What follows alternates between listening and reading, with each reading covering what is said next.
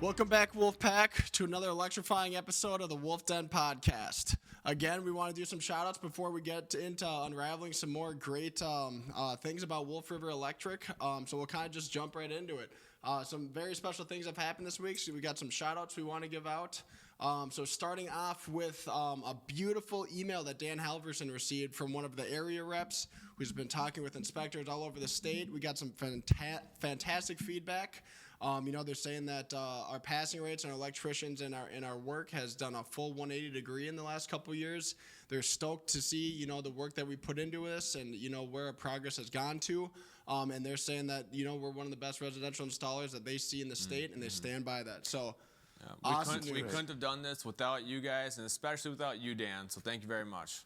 And kind of like we talked about last week, I mean, it's just hearing others around you, saying how good these things go. It really makes a difference. So that was fantastic news. Moving on, we actually just got an award today from the Isani County saying that we're the best electrical contractor within the county. So that's just another addition. We got a plaque and an award. Way for to go, that. Wolfpack. Nice. I mean, just good news all around. Next up, Anthony Stefani. He's getting a bit hungry here. He got a shout out last week. He's getting another one this week. Anthony Stefani was our MVP this week. Still one of our newest journeymen. Absolutely killing it. So keep up the good work, man. It's great to see you. Next up, Chris Nelson. He just had a baby boy the other day. Congratulations to you and your family. That's just awesome news, man. So congratulations. Next item on the list, Navy Island. We've been working on these Navy Island commercial solar projects for a few months now. And we're at the tail end of it. We're about to close out the job and get into the witness test for those next week. So big, huge projects. Adam Bodingheimer and everybody else involved, you've done a fantastic job on those. But the really cool thing about this is the last thing that we got to nail down and complete to further this Minnesota Vikings partnership. And this is a big project that they want to look at and delve into. So right when this one's done, that partnership, the progress on that gets furthered. So it's a huge deal. And that is finally coming to an end. So Adam Bodingheimer, fantastic job. Everybody involved. We're almost there. Chad Boyce, project manager of the job. It's going fantastic. So the last big news that we want to talk about, and this is, just awesome for the future of the company and just further expansion of Wolf River, is we are now officially going to be installing solar systems within North and South Dakota. Officially licensed. We're getting the hiring process now. We're getting sales generated out there. So, man, oh, man. Man, oh, man.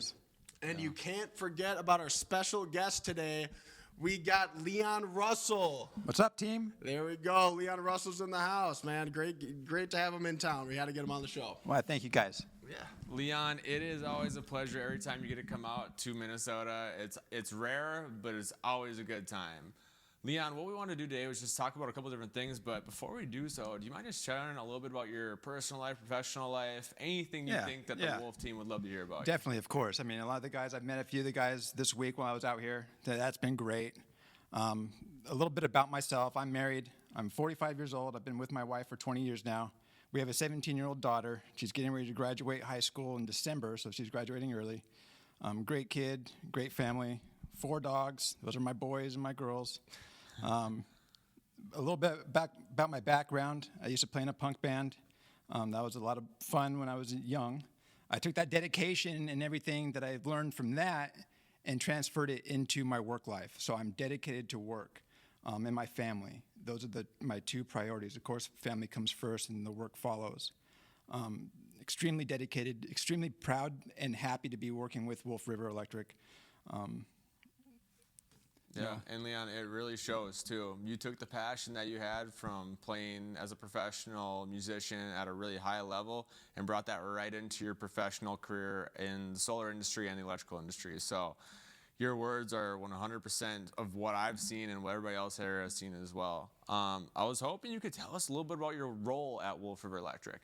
Yeah, so as you guys know, I purchase and procure all equipment for every project that we have going out there. It's a lot. Deal with the roof leads, deal with the journeymen. I get phone calls daily, text messages daily, and probably about 40 to 50 in an hour sometimes. So it's quite a bit. It's a lot of fun. I like dealing with the guys out in the field. I like hearing their voices, them talking to me on the phone, what's going on. I try to find solutions for them and get that equipment out there as soon as possible. Yeah, that's a daily communication you have with these guys. It's got to be pretty nice to meet at least a few Yeah, of them. When it's you been come to great. Town. I know Getting you the showed hugs up- from the guys, it's been awesome. Yeah, I mean, you showed up at 6 in the morning specifically just to meet guys coming Yeah. into the shop early to throw out materials or to get materials for the job coming up. On so. top of that, staying till like 10 o'clock at night just to catch a couple more people. you know? Yeah, just wanted to help them out, try to catch them, maybe help them throw out the trash, try to show them that I show the respect that they, I've been there before. I used to install slapping glass in California, working my way up from that point. It's been quite a journey. Yeah, that's right. So I wanted to ask you, this position that you're in as full-fledged procurement, purchasing, everything for the company, right? That's not a role that a normal, just a guy who's been an electrician for 30 years can fill, right? You've had experience from the original solar boom that took place in California, as well as a background in doing the electrical for custom builds. Yes. Could you tell us a little bit about that? And that way we can kind of understand everything that you've gone through and all your different positions and transitions that you've gone through to bring you to where you are today. Yeah, so my background starts off about 20 years ago when I got into the trades. It was, maybe a little bit further than that, a little plus. But I started doing custom homes and got into log housing. When I got into log housing, I was pulling all the wire, doing all the electrical in the log houses. We had a plunge cut for every outlet with a chainsaw. Everything was chainsaw work. When you say plunge cut? So you take your chainsaw and you barely clip it to where you can plunge cut in a little box so you can actually put a remodel box into that hole, into that log. And it's all finished work, so you can't just No mistakes. go at it. Yeah, it has to be leveled on that log. It has to look good. And then running that wire. So when we ran wire through each log, every log that got sat down had to have a wire run through it for either an outlet or to a light. So I'd write on a permanent marker on the wire and then wrap that with packing tape so it wouldn't get rubbed off. Otherwise, I'd lose it. All my plans, I use colored pencils so I can run my lighting circuits, run my home runs, knew exactly what was going on. That was a long time ago. When I got into solar in 2011, right after the housing market crashed, I was unemployed for 2 years prior to getting into solar. I was actually going door to door selling fucking Kirby vacuums. Yeah. So I got a phone call one day, and it was a recruiter. He was looking to see anybody that had any experience dealing with city inspectors.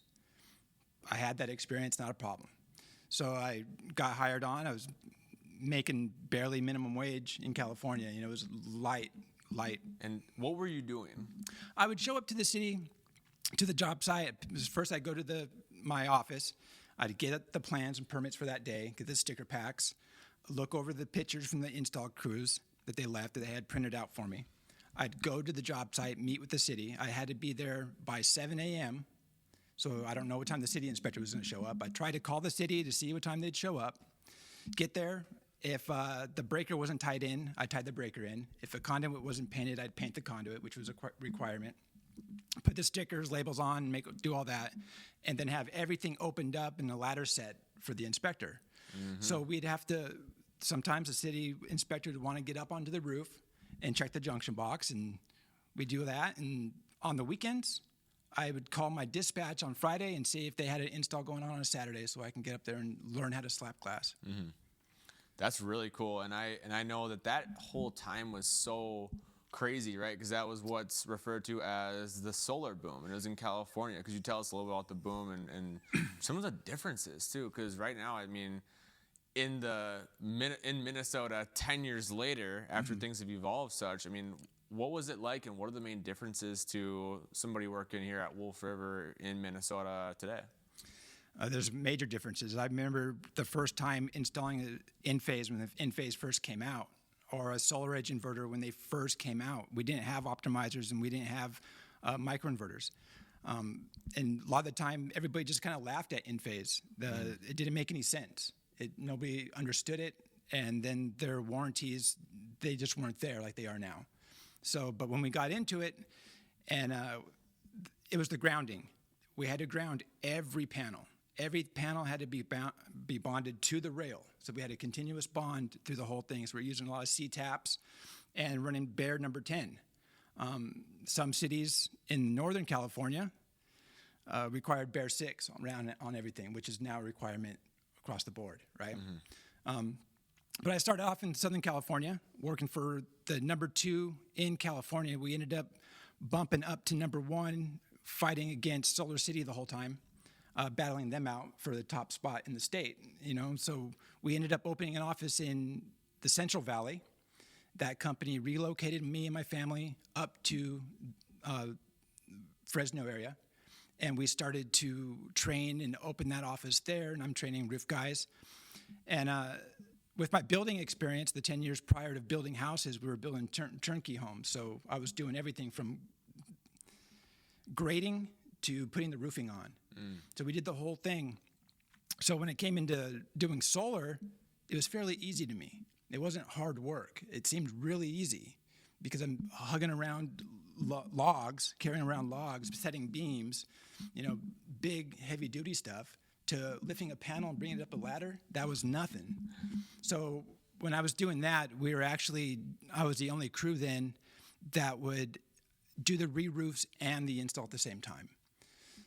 We'd remove the clay tile and install comp shingle, do our array, and then slap the tile back around it and picture frame it. I saved a lot of those photos just because, it was so much fun, so much work. Yeah, it is a lot of work. And we got it down to where we were able to do a small array in one day. So clay tile off, comp shingle down, array. As I'm doing the comp shingle and doing the courses, the guys that already have the penetrations done on the roof, we'd lay out on the felt paper where the arrays are going to go. They'd start making the penetrations. They'd put their feet in with the lag sticking up just a little bit. So then I knew where to cut my shingle around to lay that. Then I'd lag that down as I'm running my shingles up.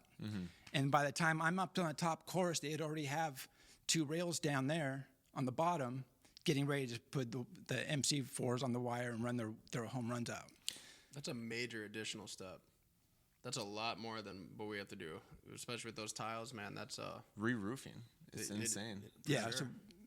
So the biggest job that I've done in one day was on a clay roof. It was 8 arrays and it was 72 panels. And we got it done. I did 2 of the arrays by myself, while the rest of the team, we did the whole job would be by us, one crew. And we didn't have to have a license because we fell off the C10, so we didn't have a journeyman on site, right? So because of my background in doing the roofing and doing the install, the money's on the roof. I'd rather be up there making the money, slapping that glass. I'll wire the panel up. I'll wire the inverter up. I'll take care of that, take all my photos, my required photos that I'm needed. But I'm back on that roof getting those panels on because that's the money. 100%. So I was constantly doing that and earning the respect from my guys on the crew because I was constantly pulling one guy off and he was going to be doing it while I was on the roof. Of course, I'm going to come down and get some water and check and see what he's doing. But I'm constantly up and down that ladder, smashing it out. And we were smashing jobs out in a day, not a problem. 72 was our biggest. Jeez. That's so intense. That's conduit on the roof and everything. So nice. That's awesome, and it's it's really cool for because we didn't even know all that prior to coming in. We knew you had all this amazing experience and all that, but that really bounds you closer to your position here at Wolf River. You understand what these guys are going through. Yeah. You understand the process of things. You got your electrical background, you got your building background. And you've worked your way up, and it really shows in what you do and what you bring to the table here at Wolf River Electric. And not only that, you have a fantastic attitude. You have a very, very hard job. You have a lot to keep track of. 3 states, now 5 states. Now 5 states. That's cool. That's cool. Now 5 states coming up. 25 crews, over 100 guys, 30 projects a week. And that's just new installs, 60 jobs total. You got a lot on your plate, and you maintain it. You're extremely organized, and you always have a damn good attitude. It's just awesome. Like playing the music, right? I was in the punk scene for a long time, so I met a lot of different people in that scene, and I understand how everybody's an individual, And that's how I am with my wife. When I met my wife, I knew that she was going to be her own person no matter what I did. And she respects that. And I respect that because she gives me that same thing. I am me, and I'm always going to be me. So when our two worlds collided, I'm now just the moon that goes around her, right? She's everything to me. And same thing as I moved up into management, I will never forget where I came from. I started off selling vacuums door to door before I got into solar. You know, I had the experience of building houses, but starting from the very bottom and then working my way up into a management role, training the guys, not for more money in my pocket, but to see them provide more for their families. That is the biggest, I don't even know what to say. I mean, that's more rewarding than anything in the world, right? Seeing those people grow. If you think about it, Leon, you got a perspective that I don't know if anybody else in the company really understands because, I mean, think about it like this. Our sales is generated from knocking doors, from cold calls, which you have experience and you understand that struggle. Yeah. You understand the struggle of, hey, we got 80 panels and it needs to be done today. Yeah. Right? These are all really like, you know, difficult things to do, but they are extremely necessary to have Wolf River run the way it needs to run. Yeah. To be successful for all of us. It's really cool that you have that background, you have that knowledge, and like you said earlier, I'll never forget where I came from. I think that's essential as far as leadership, right? You know, somebody in your position to have that insight. You know, I know Jake and I have similar insight, both of us coming from the field, right? But it's so cool to hear that from somebody who has 10 times more experience than myself and Jake. You know? Yeah, you start to learn that empathy, right? Yeah. You have that emotional intelligence to understand where that person comes from. And then you also understand that, everybody has a different suitcase that they're bringing to work. And sometimes that suitcase or that glass of water, however you want to look at it, is full. And if we give them that pressure, it could tip over. I mean, I've had guys come, their father passed, so they're giving me a hug, or they're having a problem with their wife. That's why their performance is down. Like, what's wrong? Why you've been our rock star for months? What's going on now? You know, understanding to them as an individual and not just a number. And that's one reason why I left Solar City. You know, I couldn't be pushing these guys as a number, and I couldn't do that. I'm not that way. And I think it's so important too. I mean, I had a conversation with Jake the other day, and the whole conversation was, you know, it's like we have grown into a level of efficiency that we've never seen before, right? And panels per day, right? And completing inspections, right? And I was asking Jake, you know, what's different? What's happening different? I took my eyes off the installs to focus on sales. What is different? And Jake expressed, as I'm sure he'll share, having a relationship with the people that you're working with, having a relationship with the guys in the field, so that when they're having issues, they don't just try to keep it from you like it's not an issue. It's like bring that to the forefront so you can be there for them in that time, so it's not them taking the problem on themselves. They can take it on with us. We can do it together. And you're 100% right. Me and Jake just talked about that. Yeah, and I really respect you for bringing that up. And I'm still at fault. You know, I still make mistakes with that kind of stuff too. You know, it's not always easy when everything's so busy and stuff. Yeah. But that's just the most positive mindset I've ever heard on leadership. And you have so much background. I mean, I know your title is procurement manager, and that's what you spend a lot of time doing. But you do a lot more than that. I mean, some of these journeymen, some of these roof leads are coming to you for information on how to get the job done. You know, how to install these pieces of material you have out there. You know, what do I need to do here? What needs to change here? Hey, we have a redesign on the roof. The voltage is different. How can we change it? And you come and you help them out. I mean, I hear time and time again, you know, I couldn't get a hold of Dan, or I couldn't get a hold of you, Jake, and Leon really helped us out. I mean, you're working in Tennessee, you know, you're not even in the state, and you are helping these guys get the jobs done. So your duties go much further than just material procurement. I mean, you are here for these guys. You're helping get these jobs done. And people do see you as a leader, and it's, you know, you just got so much wisdom, experience. It goes a long way, and we're incredibly happy to have you. And so are the guys in the field, I'm sure, you know. And everybody out there, I enjoy being part of the team. That's my main thing. I'm just part of the team with you guys. We're all in it together. Yeah, you're very team-minded, and I think that's why Wolf River is so successful, is because we all have that team mentality, right? There's one thing that I really wanted to ask you about. I haven't had a chance to talk to you about it yet, but can you tell me the transition to SunPower? Mm-hmm. You were in charge of purchasing everything for every project that we do. We're not just purchasing from a different vendor, we're now having inventory. Yeah. What has this changed on your end? What has this changed holistically in all of Wolf River? Well, let me bring it down to where it was before SunPower.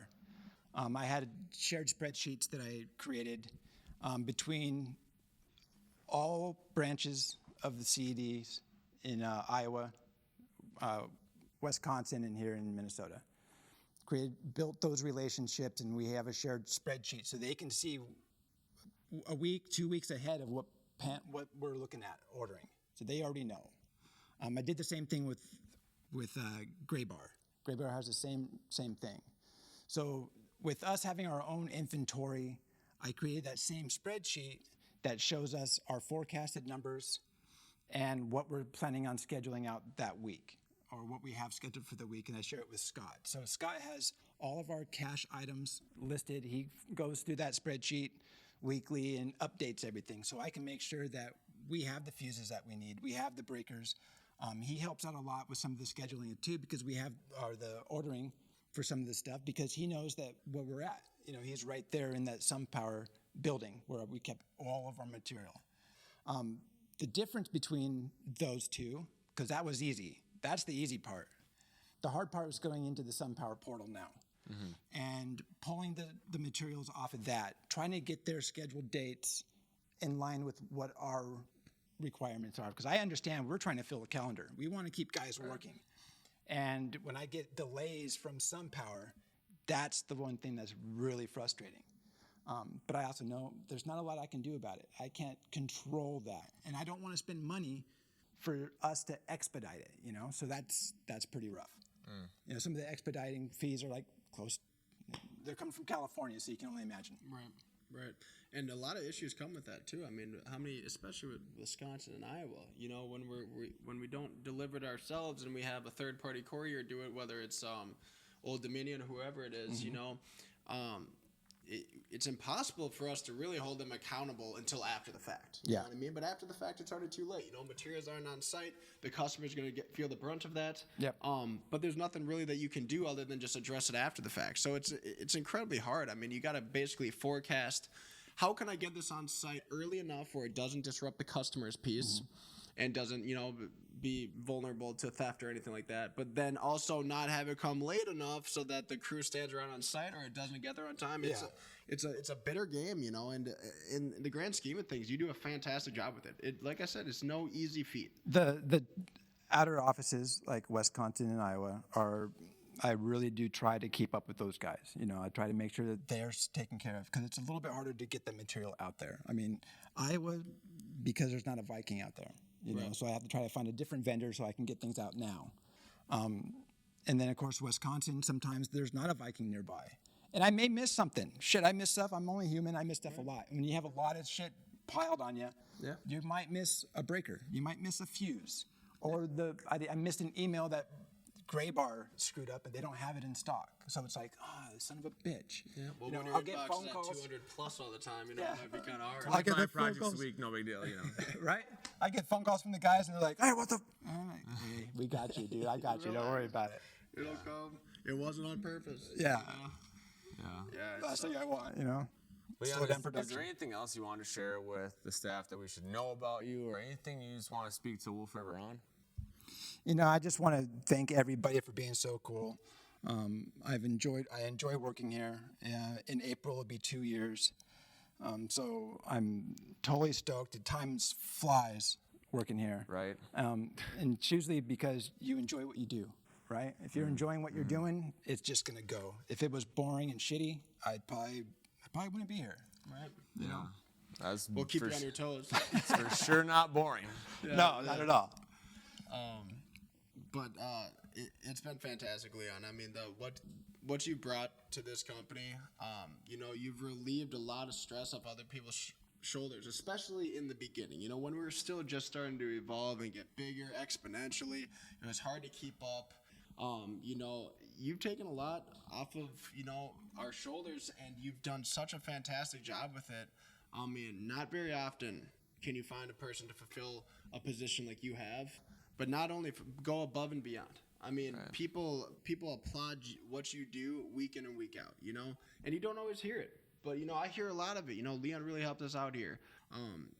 What you do truly resonates with these guys in the field. And it's just another shining star for these guys to be like, okay, they do care about what we're doing. They do care about us, and they're going to do the best for us and the customers. Mistakes will happen, but in the end, they know that, we're doing everything that we can for them to succeed and for the company to succeed. It's inspiring, man. It's awesome stuff. I got much love for you guys and the guys out in the field. Much love, much respect. Yeah.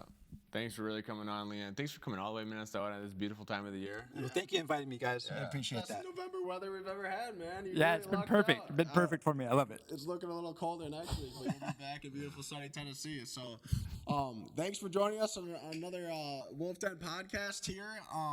We'll see you guys next week. Thank you.